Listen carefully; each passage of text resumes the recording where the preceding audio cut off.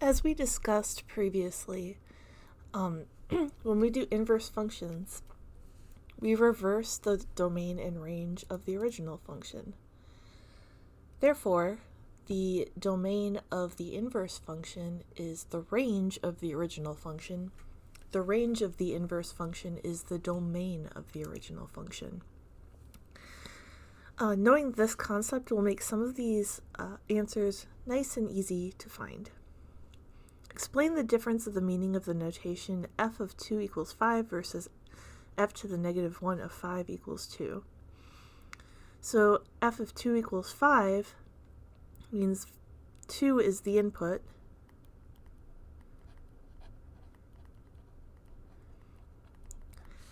and 5 is the output.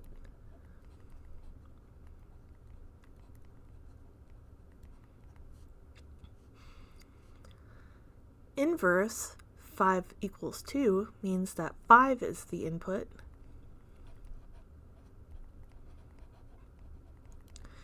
and 2 is the output.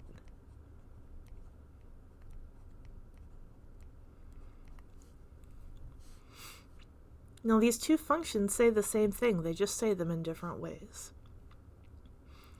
Suppose point 10, negative 5 lies on the graph of function f. What point lies on the inverse? So what we're going to do is we're just going to exchange the x and the y. So point negative 5, 10 will exist on the inverse graph. For question number 3, 3 and 4 are kind of tied together. Number of people in thousands in a city is given by the function f of t equals 20 plus 0.4t, where t is the number of years since 1970. That's important to note. This is people in thousands, so we're not talking about 0.4 people, we're talking about 400 people here. In the context of this problem, explain what f of 25 and inverse of 25 means. No calculations required. What unit of measure, number of people or number of years, for f of 25 and f of 5, or inverse of 25. So f of 25 tells us the number of people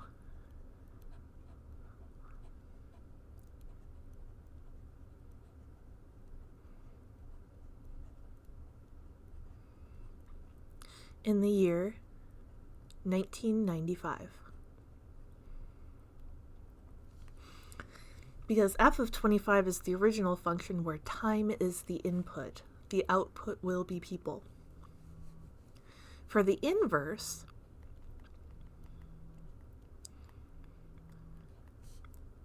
is going to give us the year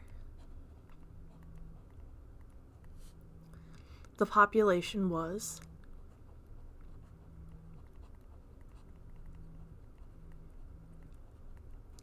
$25,000.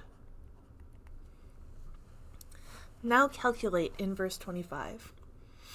You can do this in a couple of ways. One way is to find the inverse function and plug 25 into it. Another and less challenging way is to take our original function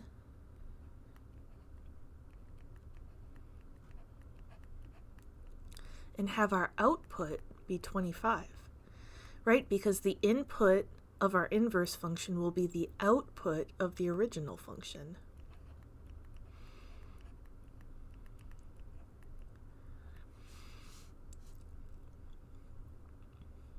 So t is going to equal 12.5 years. So when is this? This will be in the year 1982 in July. Halfway through the year. Now let's take a look at the graph of our function. We're going to estimate what the inverse of 25 is by reading the graph.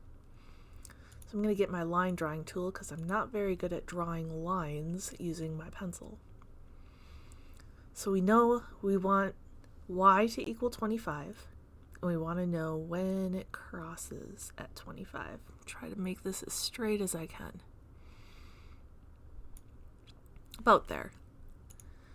I'll insert another line going down. And we look at like we're somewhere in the right area of the ballpark.